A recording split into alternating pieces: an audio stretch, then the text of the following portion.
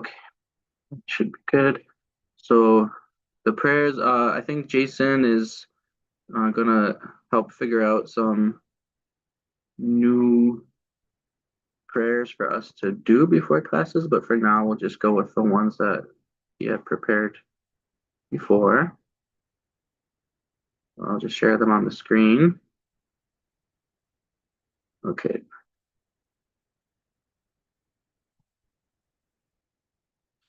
Minimize. A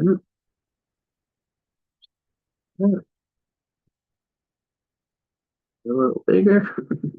Okay, we'll do the Tibetan first, 3 times, refuge, and then English, 3 times each.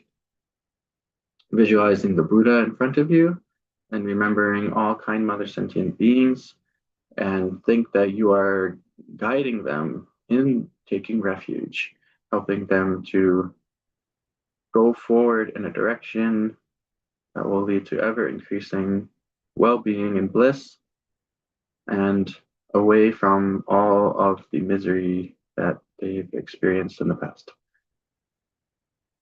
Sangye che dong sogi chok nam la chang chu bar du dagni kyab su chi dagi jin so gi pe so nam gi trola penchir sangye dru bar sho. Sangye che dong sogi chok nam la chang chu bar du dagni kyab su chi dagi jin so gi pe so nam gi Trola penchir sangye drubar sho. Sangye chedhan soki tognam la. Changchu bardu dagni gyabsu chi. Dagi jin sogi be tognam gi. Drola penchir sangye drubar sho.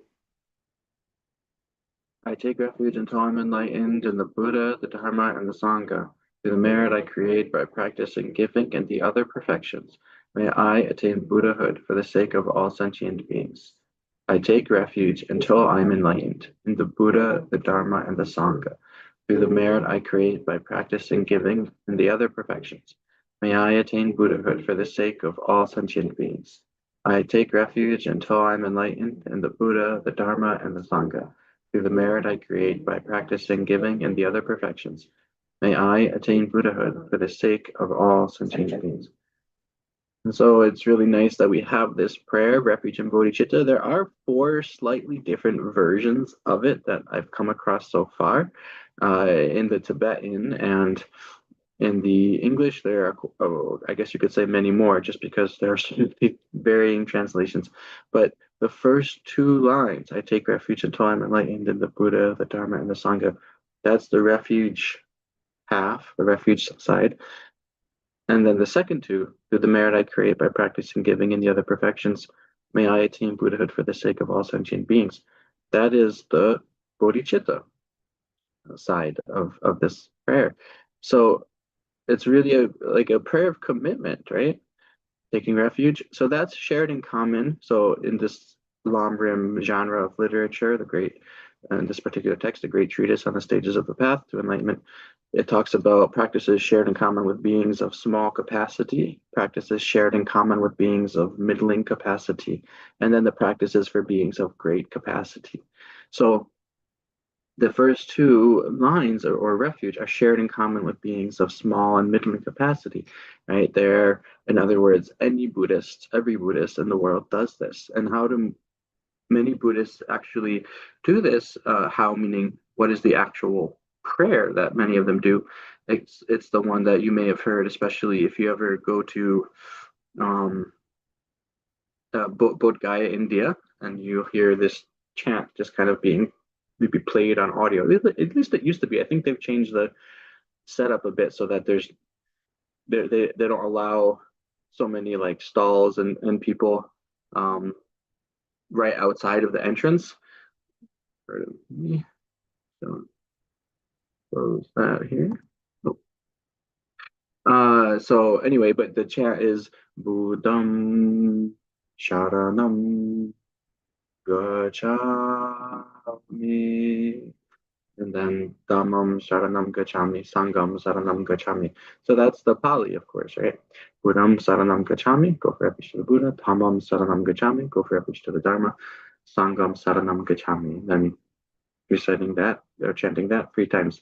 But in the Tibetan tradition, and uniquely so, we combine the bodhicitta and the refuge into one verse, one chant, right?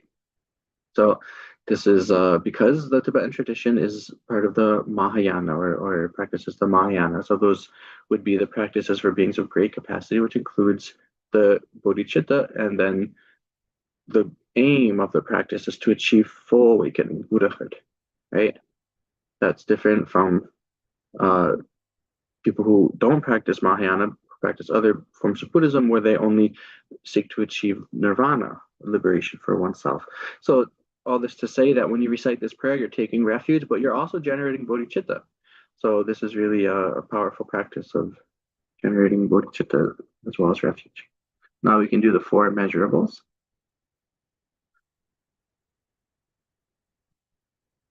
May all sentient beings have happiness and the causes of happiness. May all sentient beings be free from suffering and the causes of suffering. May all sentient beings never be separated from the happiness that knows no suffering. May all sentient beings live in equanimity, free of attachment, hatred, and aversion. And then we can do this also in Tibetan. Samchen Tamche Dewa Dong Dewe Gyudong Dempar Gyurchi. Samchen Tamche Dungao Dong Dungao Ki Gyudong Toar Gyurchi. Samchen Tamche Dungao Mebe Dewa Dong Mi Toar Gyurchi. Go down so you can see it.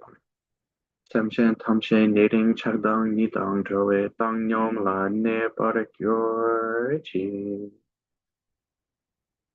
Now we'll do the 7 limb prayer, which comes out of the longer prayer called the King of Prayers, which comes out of the longer text, which is the Lankavatara Sutra. This comes out of a sutra. Okay.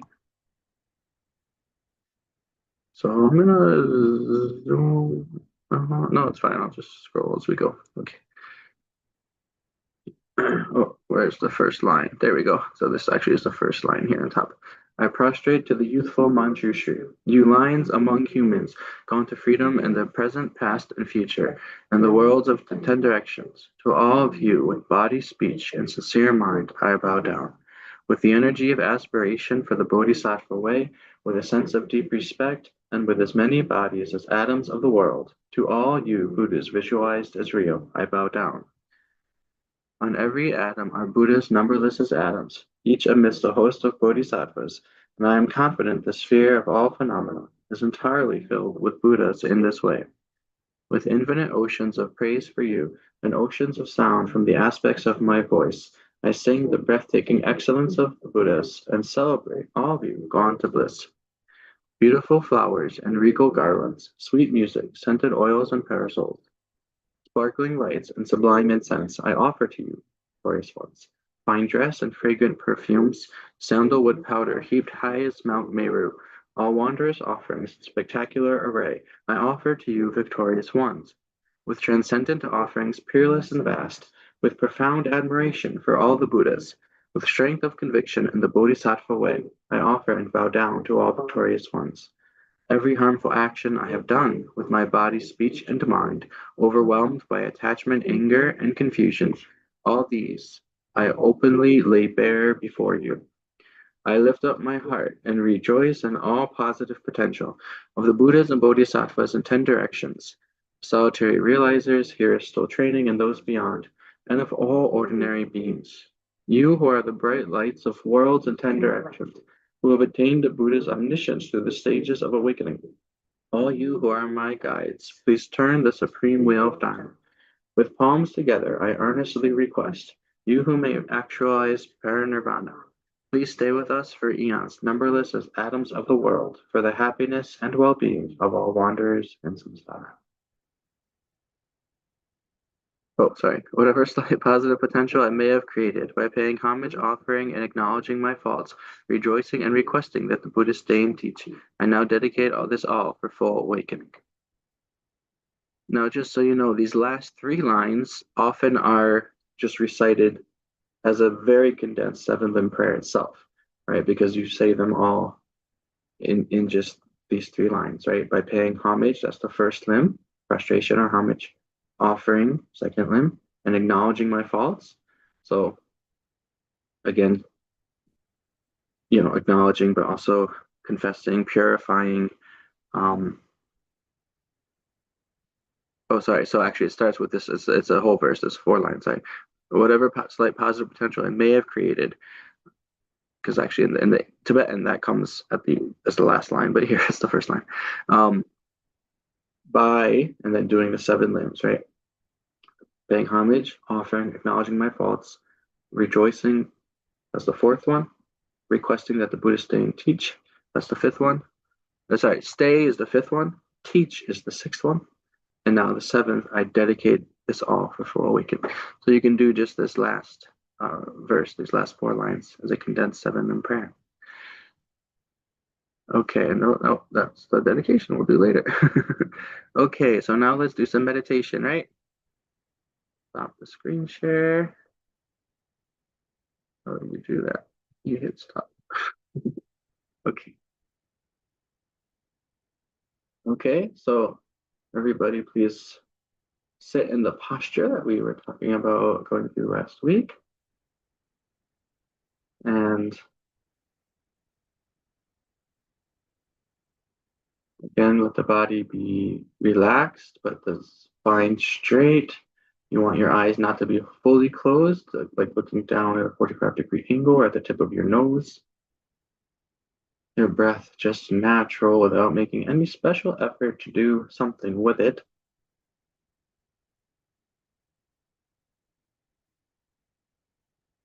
And that might be different on different days or at different times of day. It's just however it is right now.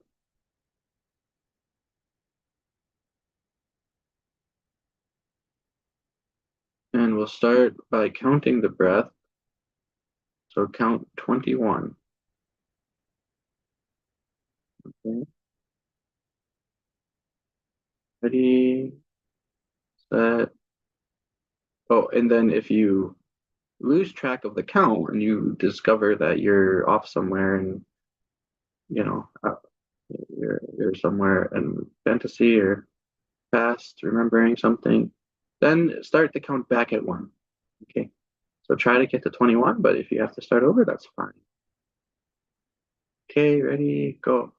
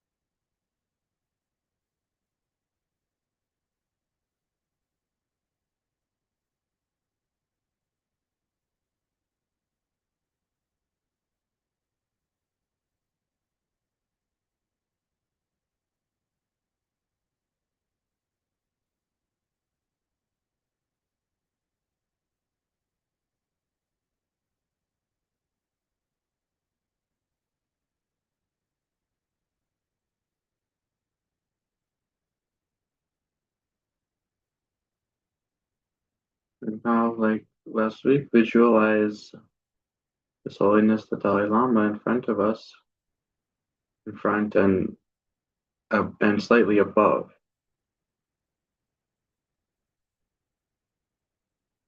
with Manjushri at his heart.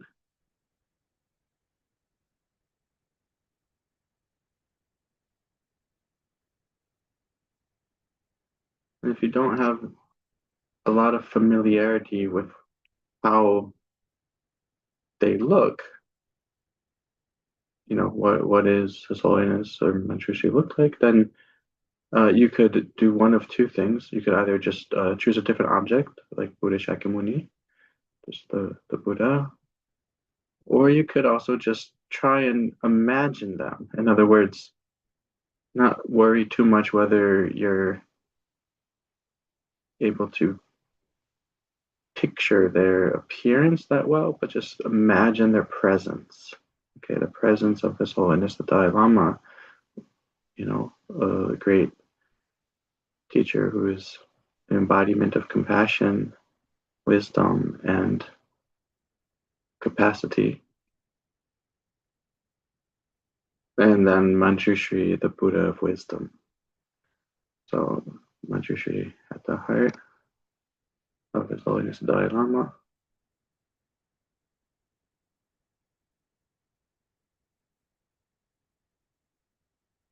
Okay, so just spend a minute just holding this visualization without doing any,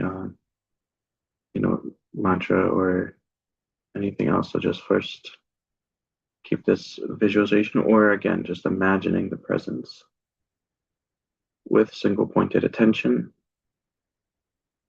so that your mindfulness is clear and stable and your introspection is active, an active guardsman, watchman, checking on the state of your concentration. Immediately noticing if there is a distraction and bringing your attention back to the object. So practice this for a few minutes.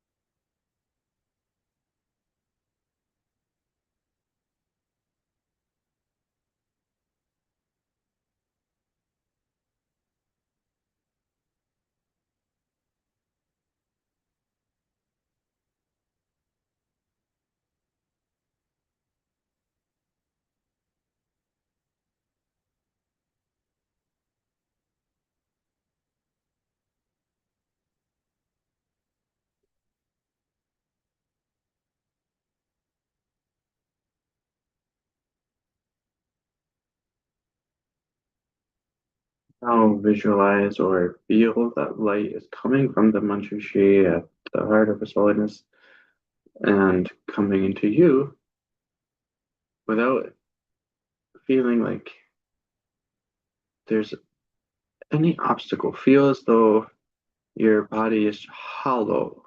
So the light just comes and it just merges with you, enters you, merges with you. And now recite the mantra of Manjushri, Om Marapatanati. Okay, you can recite it just quietly under your breath. Do it a few times out loud and then quietly. Om Marapatanati, Om Marapatanati, Om Marapatanati, Om Marapatanati, Om Marapatanati, Om Marapatanati, Om Marapatanati.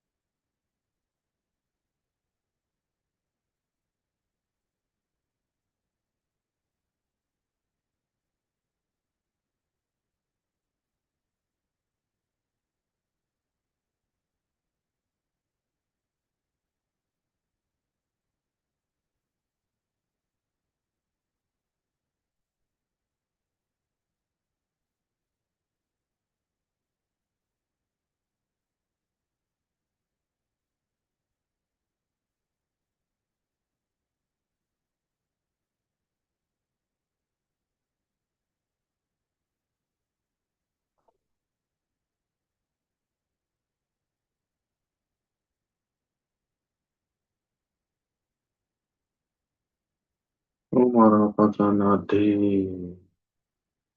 Now the Dalai Lama comes to the crown of your head, or the Buddha, chose to visualize the Buddha, and facing the same direction as you.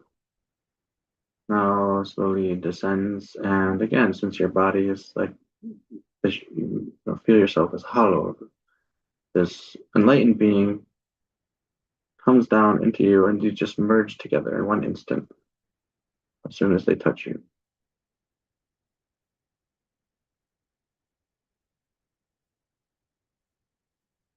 Now imagine that your body, speech, and mind are one nature with the enlightened body, speech, and mind of your Lama and the Buddha.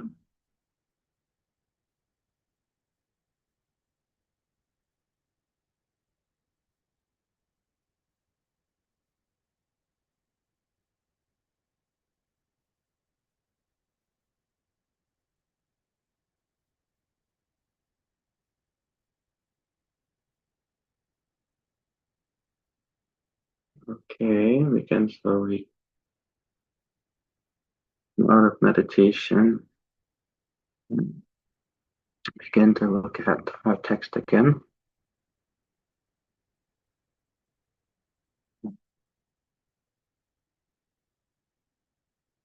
So I want to emphasize, so today what we'll do before we begin is to do more review of some of the things we already went through, and then we can do some Q&A and discussion.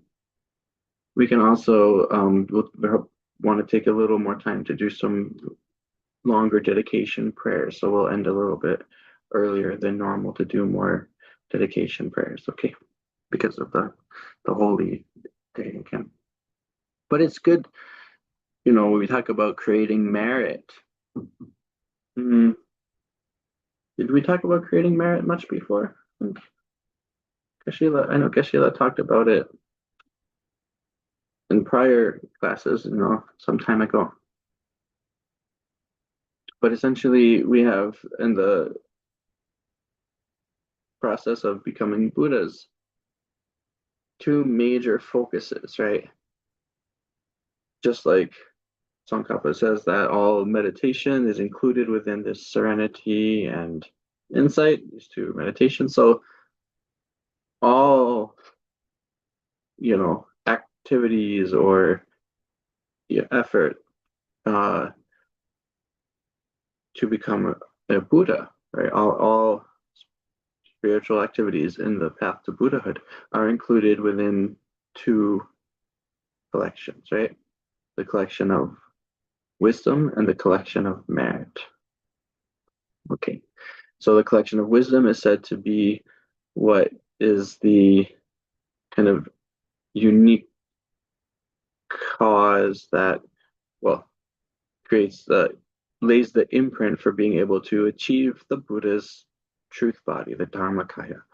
And then collection of merit is what lays the imprint, is uniquely lays the imprint to be able to achieve the Buddha's form body, the Rupakaya, right? There's two bodies of the Buddha, Dharmakaya and the Rupakaya.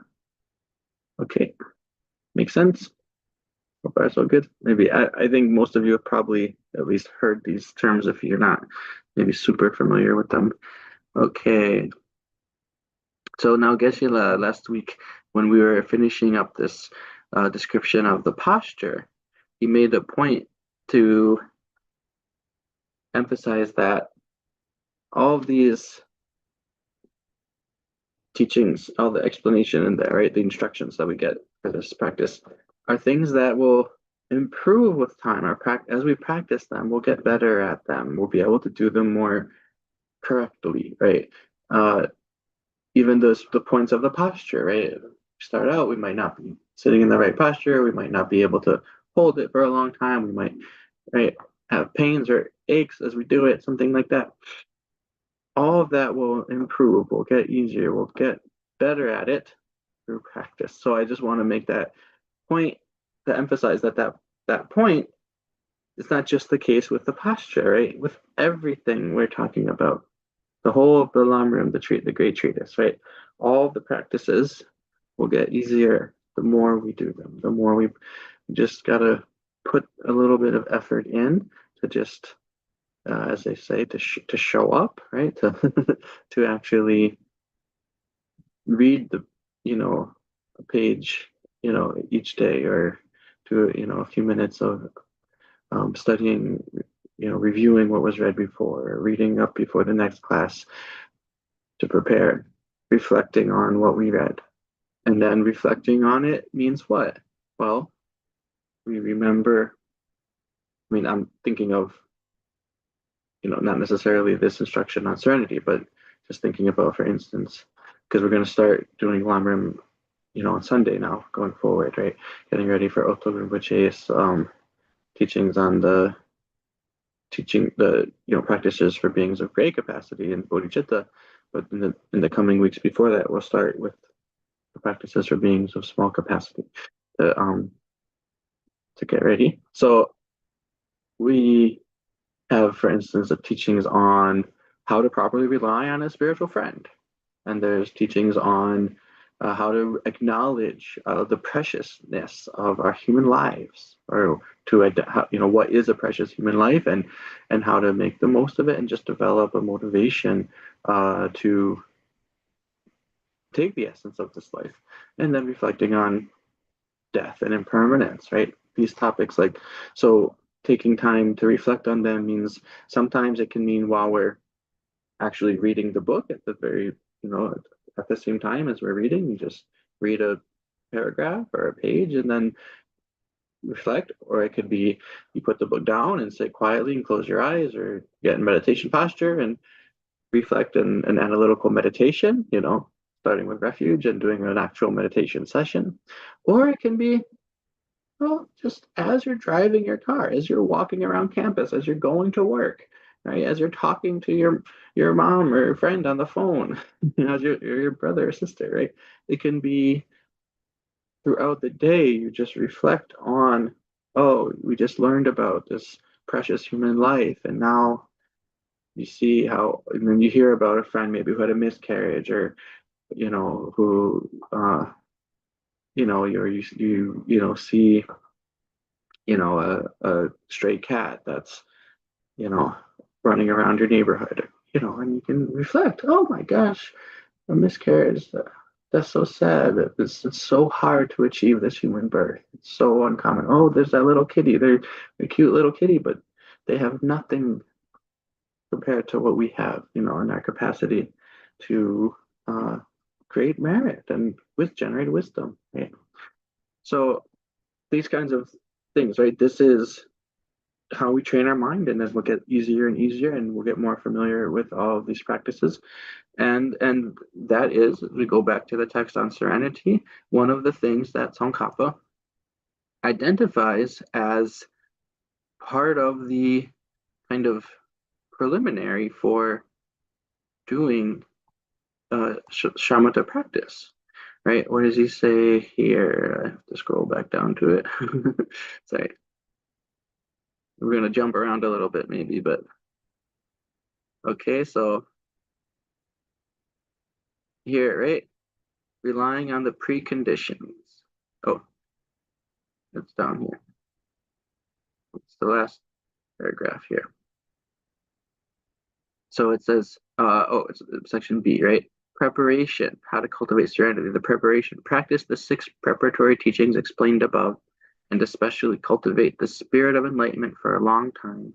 Also, in support of that, you should do the meditative practices that are shared with persons of small and medium capacities, right? So Tsongkhapa is saying that to really cultivate serenity, like the genuine, like full-on serenity where your mind is, right, completely single-pointedly focused on any object that you choose for as long as you like, supported by the bliss of physical and mental pliancy, right? That to really cultivate that deep concentration, deep and stable concentration, then we have to do these other practices first. That's preparation, right? So we have to also do these meditative practices.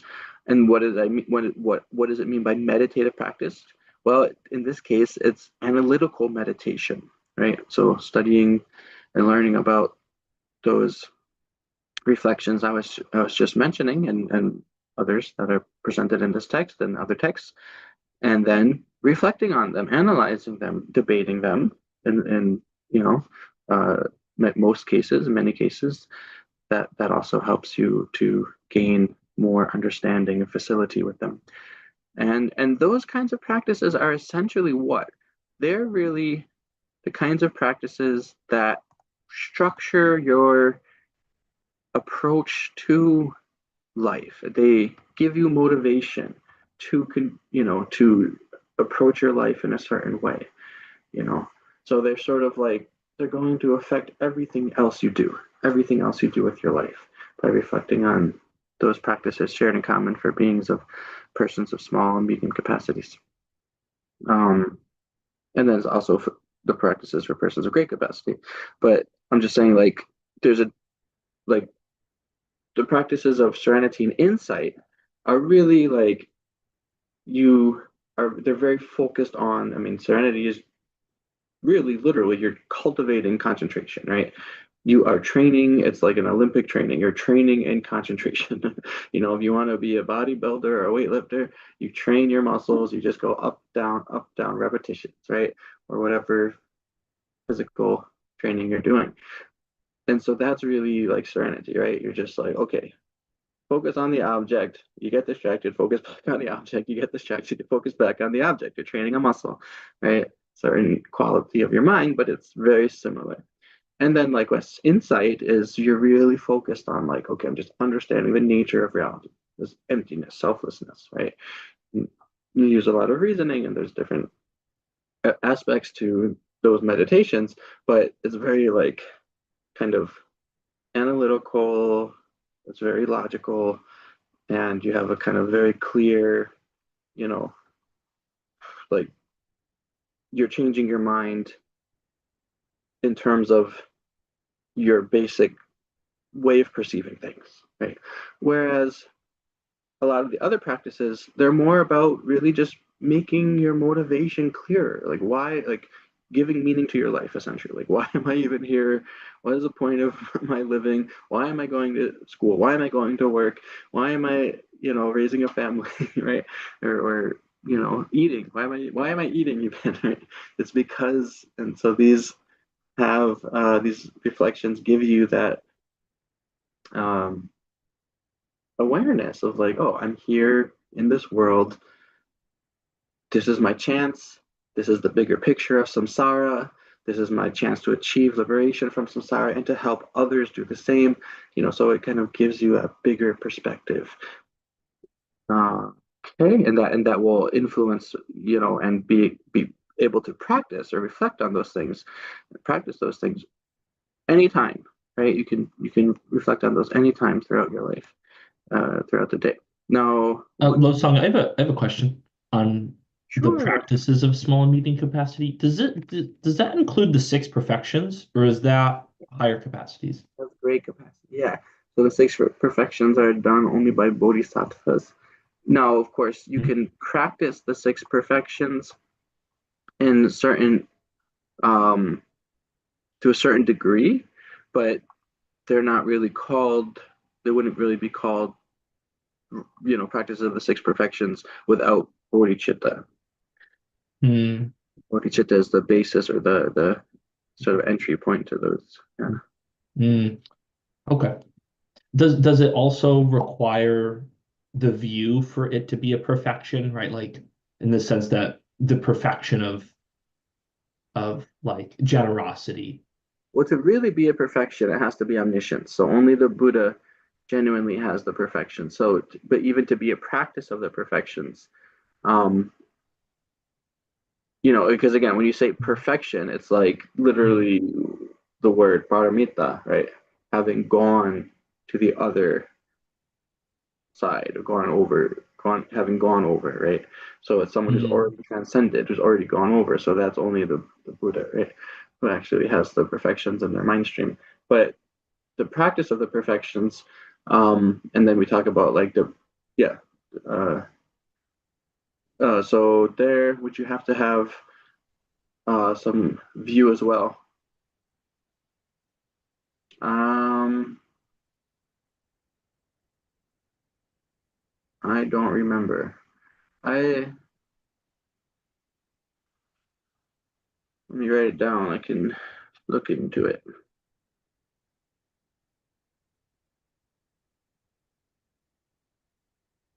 A lot of the bodhisattva, like I think generally when we're talking about the bodhisattva practices, a lot of the texts and a lot of the ways that the Buddha talked about it, it is in relation to someone who has already established the correct view of emptiness or the wisdom of emptiness. But it's not. It doesn't have to be. In other words, there are bodhisattvas on the path of accumulation, right? There are bodhisattvas on the path of accumulation who don't actually have the correct view of emptiness, right? So those are usually thought of as or termed like bodhisattvas who are of they say dull faculties. I don't know if that's really the best term to use, but this is what they say, dull faculties. So there are bodhisattvas certainly who don't have the correct view. So they're still able to do I guess all the six perfections except for wisdom, right? Yeah. But generally, I think in a lot of the text, it's kind of more strongly focused on the sharp faculty bodhisattvas and the way they practice. I'm not sure. Um, I mean, that's at least in the text that we study in our monastery, like the Abhisamaya Alamkara, the Ornament of Clear Realizations. But there might be other texts that are more general for different kinds. But I'll just put that as a note to go double check exactly how the texts talk about it. Yeah, thank you. But I will just say that for sure, the way that at least the Galupas understand this progression of a bodhisattva along the path, on the path of accumulation, there are bodhisattvas who don't have the correct view of emptiness, but by the time you would achieve the path of preparation, so there are five paths, right? Really, there are 15 paths, right? Five for each of the three vehicles, right? There's the three vehicles are the Shravakayana or hearer vehicle, Pratyeka Buddhayana or solitary realizer vehicle, and Bodhisattvayana, the Bodhisattva vehicle, or Mahayana, you can say. Those are equivalent, Mahayana and Bodhisattvayana. Now, the Tantrayana is a branch of Mahayana or Bodhisattvayana. Sorry, a branch of Mahayana. So sometimes that's distinguished from the perfection vehicle, the Paramitayana. Okay, so the Paramitayana is different from the Tantrayana, but they're both Mahayana. Um, now, but generally, when we say three, we're talking not that's sort of ignoring the tantric practices or structure system. There's a whole different system paths in the Tantrayana, but we're talking here Shravakayana, Pratyeka Bodhisattvayana, right? Here, vehicle, solitary realizer vehicle, Bodhisattva vehicle. So each of those have 5 paths, right? So when you say the vehicle, what you're referring to now is a type of spiritual being, Buddhist, right? Or you kind of have to sort of be, I mean, from within the perspective of Buddhist philosophy, you're sort of, this is someone who already has a view of samsara and is trying to achieve some form of nirvana. So the question is, which form of nirvana are they trying to achieve, right? So a hearer is trying to achieve the hearer's nirvana. Pratyeka Buddha is trying to achieve the Pratyeka Buddha's nirvana, and then the Bodhisattva is trying to achieve the what's called the non-abiding nirvana. Non-abiding nirvana, that's the nirvana achieved by Buddhists. Okay, so each of those have 5 paths. So path of accumulation, path of preparation, path of seeing, path of meditation, path of no more learning. The path of no more learning is actually the result. This is when someone's achieved their respective nirvana. So a Buddha is on the path of no more learning. An arhat, a Shravaka arhat, right, or a hearer arhat, they're on the hearer's path of no more learning. And likewise, the Pratyeka Buddha arhat, solitary realizer arhat, is on the path of no more learning. Path of accumulation. How does one enter the path of accumulation? Well, again, path here is a type of consciousness, right? So a path is, right, a union of serenity and insight.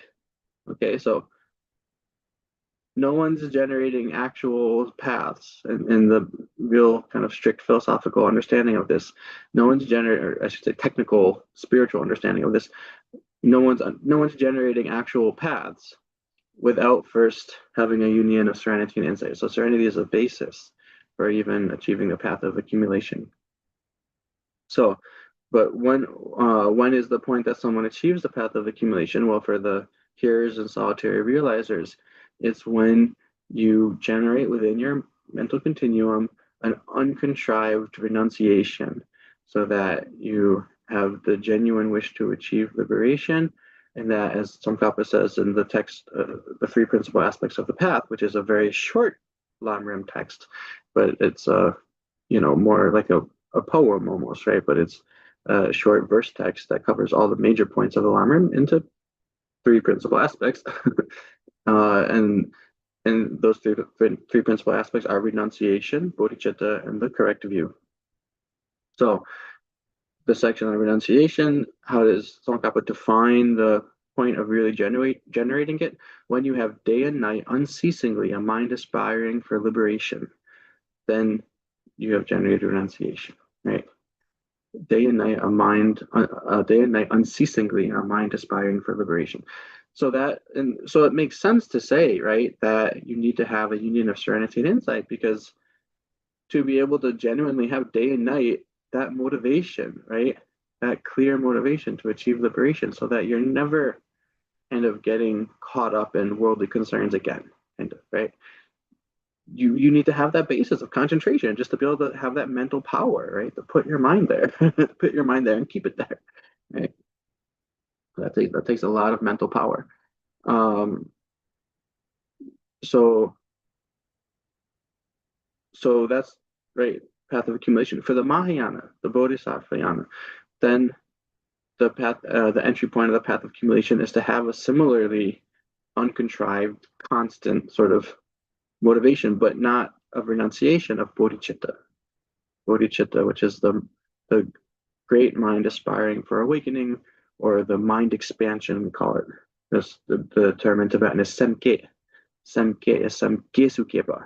So the mind has been expanded, the mind expansion. So the mind expansion, once you generate that, then you're on the Mahayana path of accumulation. Okay, so you could do that without understanding emptiness, or having a correct understanding of emptiness. But by the time you enter the path of preparation, then you need to have the understanding of emptiness. Because what is the point where the demarcation of entering the path of preparation is that you have the union of serenity and insight focused on emptiness. Okay. So I just wanted, so good question. It gets technical if sometimes questions like that can get quite technical. But let me just double check, make the note clear.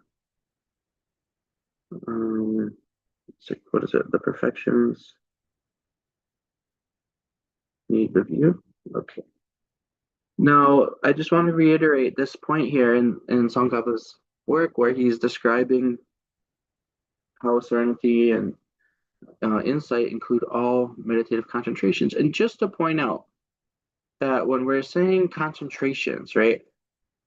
So here, we have a quote from Kamalashila's Third Stages of Meditation, where it says, although the Bhagavan therein presented distinct bodhisattva concentrations beyond number or measure, serenity and insight cover all of them.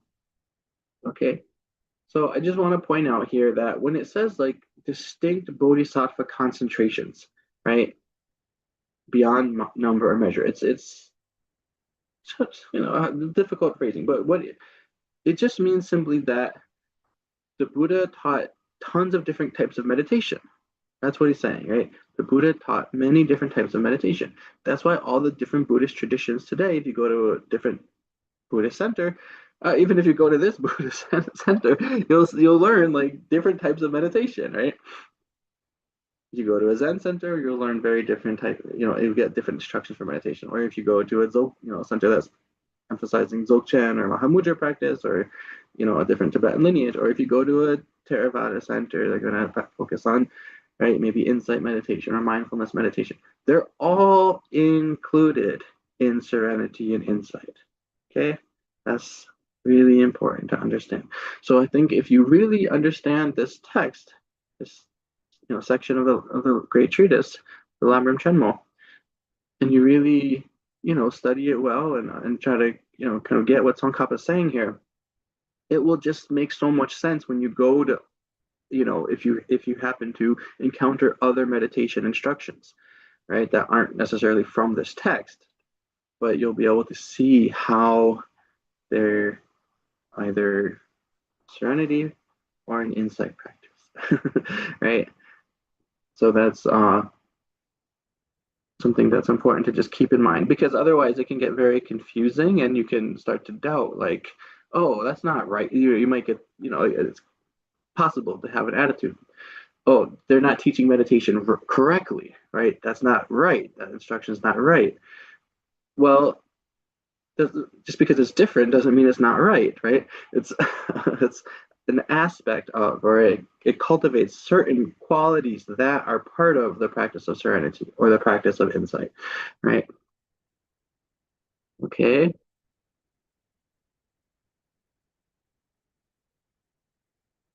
Then we go down and we get, I don't think there is anything else I really needed to. There was section on the nature of the two. It's good to review, but since we don't have too much time, let's just go and review the 6 preconditions right now, because we actually did review this one already. Okay, down. It's chapter 2 we're going into now. Okay, so we have again the long outline. Remember, as we talked about before, you really want to get familiar with the outline. That's your guide through this text. Okay, the outline is the guide through the text. Okay, so relying on the preconditions for meditative serenity. 6, right? We have 6. So we can just briefly review these, but I think it's nice to think about them in relation to, what is it like when you try and meditate without each of these conditions present, or one of them, without each one in turn, right? So let's think about it. First, dwelling in an appropriate area. So where are you dwelling now? Right? So we just tried to do a little bit of serenity meditation, or, you know, a practice included within serenity meditation. Okay. So the place you're in now, right now, right? Does it have these five attributes? Is it easy to access so that necessities such as food and clothing may be readily obtained? Of course, right? You could or click, click, click, click, and the Amazon delivery man will come and bring you food and clothing, right? or whatever service you prefer to use. Now, what would be a condition or a place where you might be meditating or might want to meditate where there wouldn't be easy access? Does anyone have any ideas?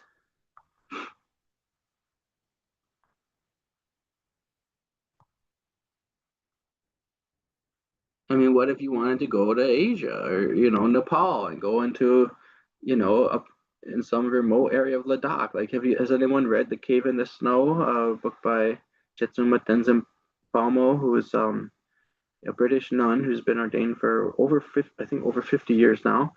Uh, and she spent 12 years in a cave in Ladakh, right? So there could be places like that are not easy to access, right? So you want to make sure if you're really going into a retreat that you go somewhere where you won't, or like Milarepa, who went into a mountain and then there was a huge avalanche, right? And his cave was blocked off by snow, and he wasn't able to be accessed by his disciples for 6 months. And they thought he was for sure dead, right? And then they went after the snow finally melted and they could pass. And he was there and he was just doing Tumo practice the whole time. So he was able to sustain himself and stay warm through his meditation. Right. Uh, then being a good place to live where there are no wild beasts such as predators and no enemies, etc. This word enemies is a little funny. It comes up in Buddhist text quite a lot, but you know, we don't like think of other people as our enemies really in this day and age, right? I mean, other than maybe possibly like the country, but even then, it's like kind of weird to think about them as enemies, right? So, what it really means though is like, what do you think it means? Maybe a place where there's, you know, a thief or something that comes and, burglars, right? A place that's like just like unsafe where there's crime, right? If you're a woman, of course, there's frankly a bit more danger here, right? It's one of the reasons why the Buddha gave us, extra vows to the nuns compared to monks, as many of them are in relation to staying safe, right? Always going in pairs, never going out alone, etc. Right? So, so no wild beasts, right? Definitely, there are places where that could be an issue. Even maybe, you know, rabid dogs or something, right? Yeah, if you try to go in the woods, the Buddha did teach he himself, right? Often sat in meditation under a tree. So, and there's a Thai forest tradition, right? Where they meditate in little kutis in the forest. Well, you have to be careful about that. You have to make sure it's a forest where there's not an elephant or a tiger that's going to come and and harm you, right? But I think or snakes, poisonous snakes, right? So you have to choose a place carefully. But for us, it really means like, if you want to do meditation, even in, rent a house or move to a place and you're going to focus on meditation, pick a place that is, more safe, a safer community, a safer neighborhood than others, right? I mean, people get shot, right? People get their drive-by shootings in some neighborhoods, you have to be careful. Being on a good piece of ground and that does not breed sickness. Okay, so again, this is, I think, much easier for us these days because we know so much more about what creates sickness, and have good access to good medicines and sanitation. So this is but still something we have to keep in mind. And then offering good companionship insofar as your companions are ethically disciplined and like-minded. So this is really important because your companions, right, they're going to influence your meditation a lot. So this is important whether you're in like a serious retreat, really kind of going at it to train in serenity, or if you're just doing what we did for 10 minutes in the morning, 10 minutes in the evening, or however long you like doing your meditation, like just be aware of how much the people around you and the people you know you hang out with, your friends, your colleagues, the people you choose to spend time with, how much they influence us, right? So it could be that they have different views that are, that we get sort of pulled away from our Dharma practice because maybe it's actually a different like belief system that they're like, trying to convince you to stop doing Buddhism. That's less likely, it's possible, but maybe it's just like they're just, they just kind of pull you away to go to the movies and go to a dance and go, all these things that are just going to uh, make it harder to practice our meditation and produce extra distractions. So that's also, in relation to ethically disciplined, we really want to make sure that people that we're spending time with are supporting our practice of ethics. That's the point, right? Keeping us accountable, honest, helping us to be honest with ourselves, helping us to, have a sense of integrity and want to be, people who encourage you to be a good person, who make you want to be a good person. You see their ethics and you think, oh, that's, you get inspired by seeing how good they are, and that makes you want to be a good person. And then being well situated, and as much as there are not many people about in the day and little noise at night.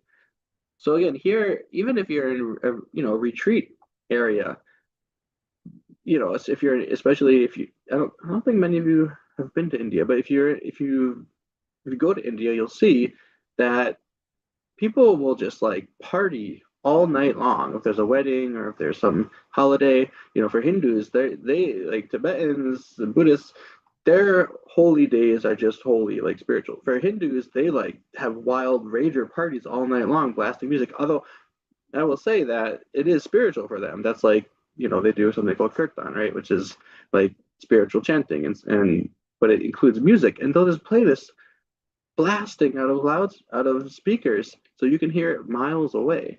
So even, in India, if you're going into some kind of remote area, you just have to be careful that at nighttime, there's like parties blasting, down the hill somewhere, down in the valley.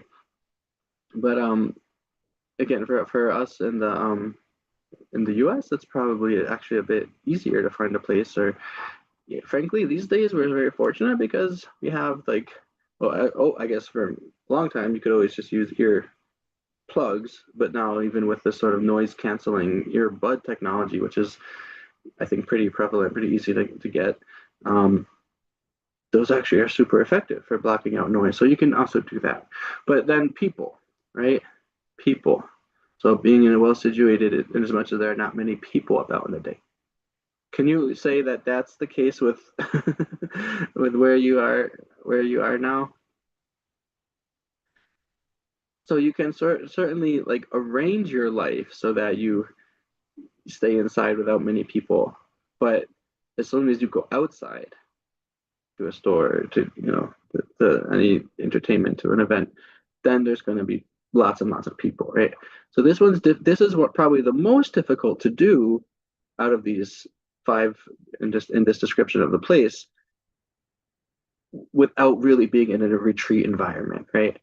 So you have to think about all of them together. Like, where can I think the point of looking at these different conditions is to like understand, like, if you really are trying to develop good concentration and you're doing your daily meditation, and you see like, oh, my concentration is not really getting better, doesn't feel like I'm really progressing. Well, what you can do is you can go look at this list of 6 preconditions and say, well, which is missing, right? What is missing here? What can I improve out of these 6? So this one is for sure something that having like a formal retreat space, and whether it's called a retreat center or not, but just like, really going to a far away remote place somewhere that can really help you. However, I will let you know, in my monastery, Sarah J, in India, there is a retreat, center. I mean, it's like, you know, a couple buildings. It's, probably can house no more than maybe 20, probably less than 20 people. But there's a retreat center in the monastery. And guess where it is? Well, it's literally right in the middle of the monastery, directly next to the main temple and the debate ground, right? So I'm just saying that to let you know that it's like you have to think about which of these conditions really are absolutely necessity and which ones you can more or less work with. You can make it work, right? Having the retreat center in the middle of the monastery next to the debate ground and the main temple, well, that means there's definitely going to be a lot of noise, right? There's always, you can hear the prayers because they're also, chanted through speakers, and you can hear the debate practice, right? So there's a lot of noise there. But what isn't there? Well, what does Tsongkhapa say here? He says, these 6 topics cover the key causes and conditions for newly developing good concentration, for maintaining an existing concentration without deterioration, and for heightening your concentration. In particular, so now he's saying in particular, he's saying this is the most important. These are the real essential ones. The most important ones are good ethical discipline, seeing desires as disadvantageous, and dwelling in an appropriate area, right? So again, it's just nice to think about for yourself. Like, why would those be the most important? What is it about seeing desires as disadvantageous, dwelling in an appropriate area, and good ethical discipline? What is it about those that make for your concentration more to really grow and be maintained well? So this was the first one with these 5 attributes. That is the appropriate area one. So he is highlighting that. So I'll just say, but it's just kind of funny that the Sarah J Retreat Center is in this kind of busy, noisy area. I don't really know if I don't think it was like put there intentionally to like create some kind of, I don't know. I don't really know why it was put there, but the point is it's there. People make do. So I think that you can sort of just, yeah, make of that what you will. But it is important to have these, and we don't really have too much time to go do more of them, but maybe next time when we do, if there's another chance for a review class, we can start and pick up here again. So are there any final questions before we do our dedications?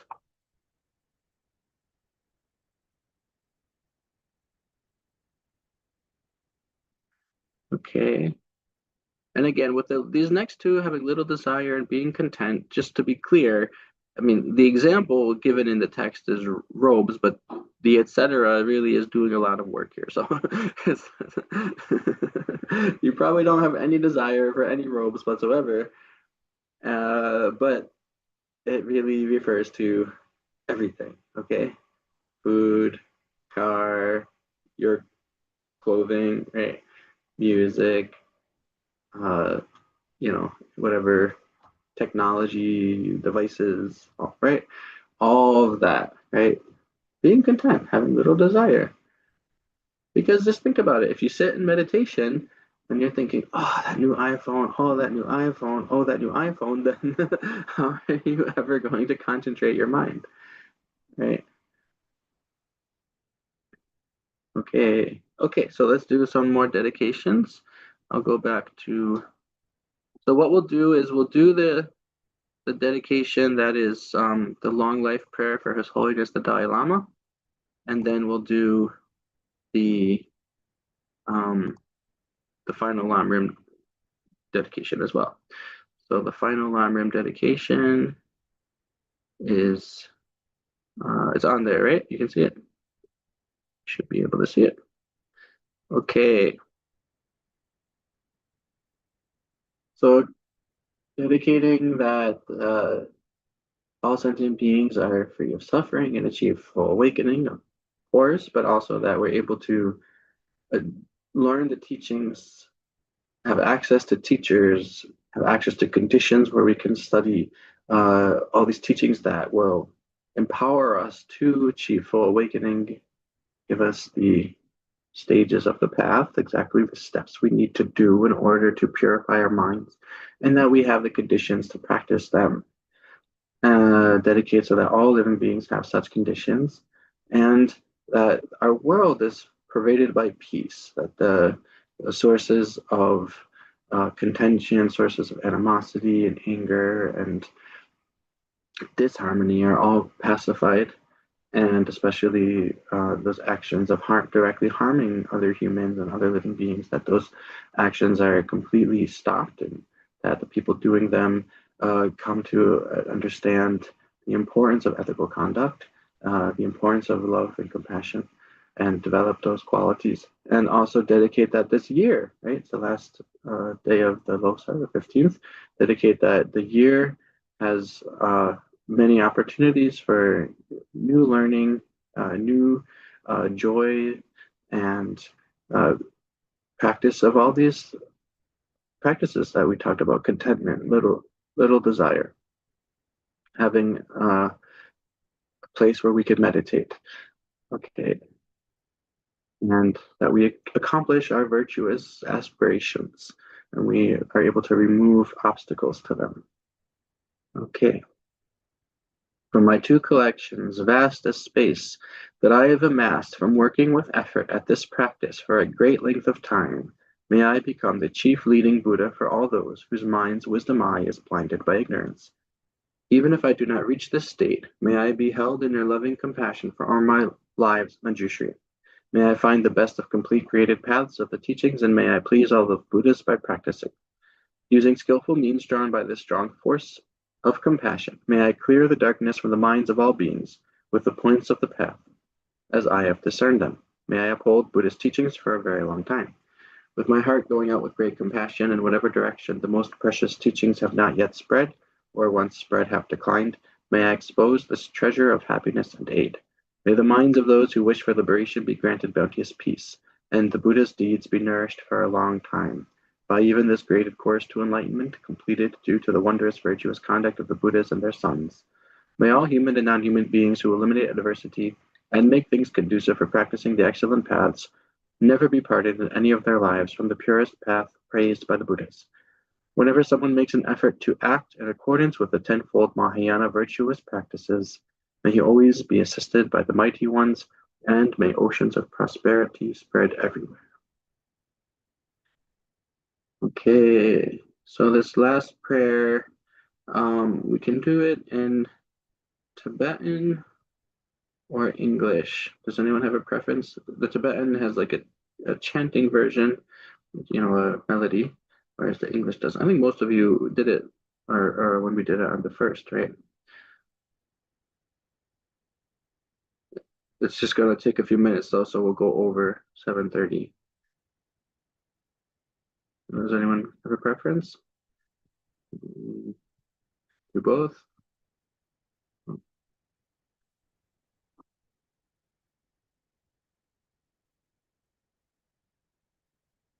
Okay.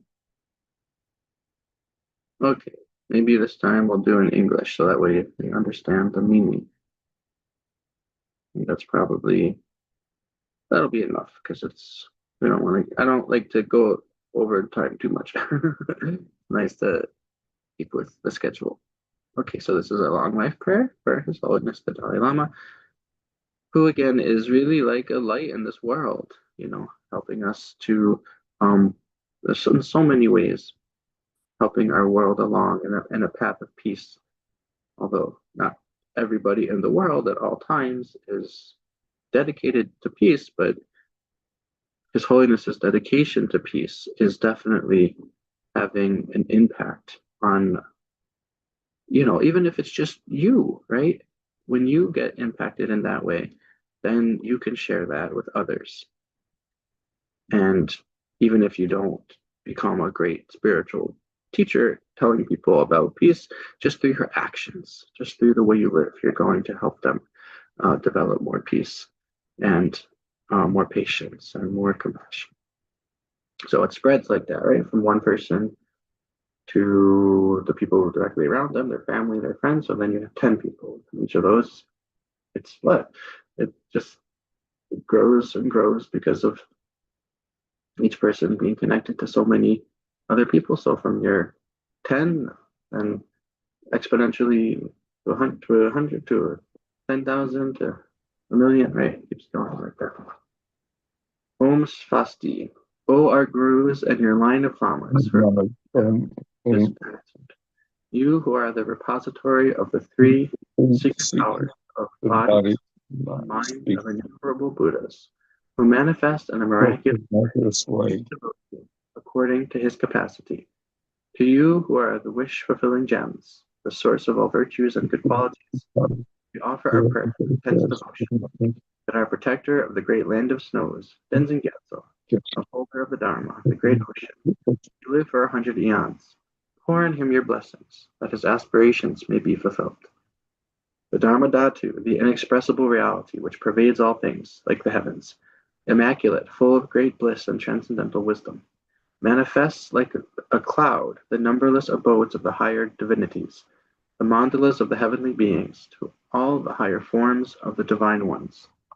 The Yidams, we offer our prayers with intense devotion, that Tenzin Gyatso, protector of the great land of snows, may live for 100 eons. Pour on him your blessings, that his aspirations may be fulfilled. O you numberless Buddhas of the past, present, and future, who are the masters of the 10 powers and teachers of God, whose attributes of perfection, free from defilements and born of realization, are the source of the Buddha activity which appears for all time in the ocean of the suffering of the world, for the sake of all sentient beings. To you we offer our prayers with intense devotion, that Tenzin Gyatso, protector of the great land of snows, may live for 100 eons. Pour on him your blessings, that his aspirations may be fulfilled. O sacred dharmas of the three eons, liberate us from the sufferings of the three worlds. Supremely calm, the jewel treasure, fully enlightened, without impurity, unchanging, eternally good, the peak of virtues. To you we offer our prayers with intense devotion, that Tenzin Gyatso, protector of the land of snows, may live for 100 eons. Pour on him your blessings, that his aspirations may be fulfilled.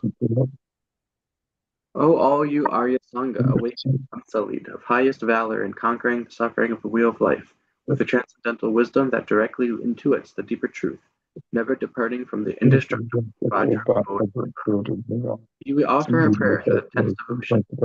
Tenzin Gyatso, protector of the great land of snow, may live for 100 eons. Pour on him your blessings, aspirations may be fulfilled. Long live the teachings of Dalai Lama.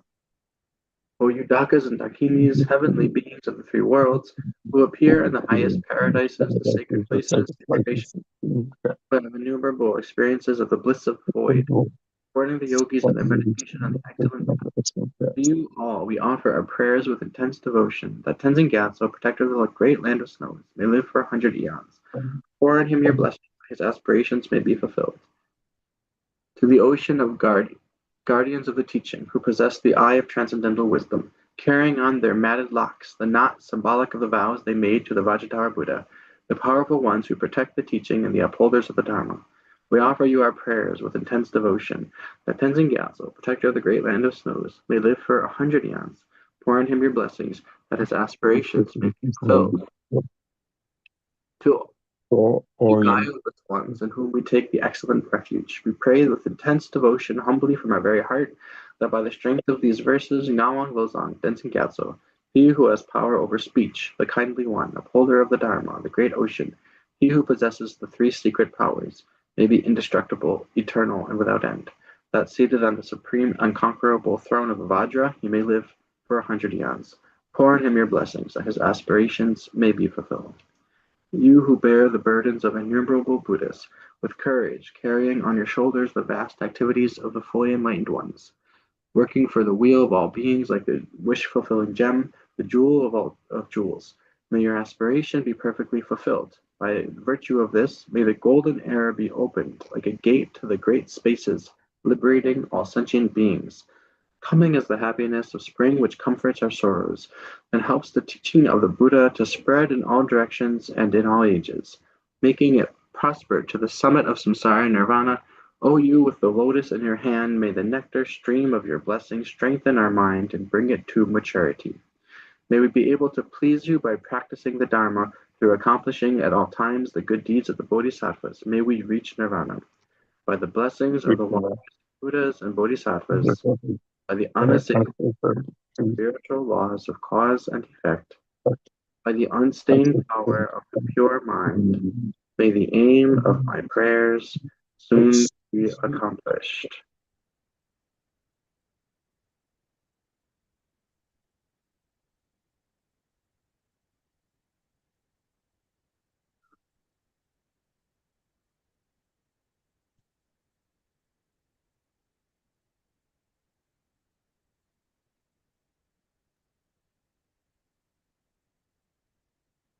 Everybody, thank you so much for coming. Sorry that it was quite icy, so we were worried people might, yeah, that might be dangerous for people to go out and try and come here in person. So thank you for coming online, and yeah, have a good year, everybody. Thank you. All right. Thank you. Bye-bye. Thank you. Thank you.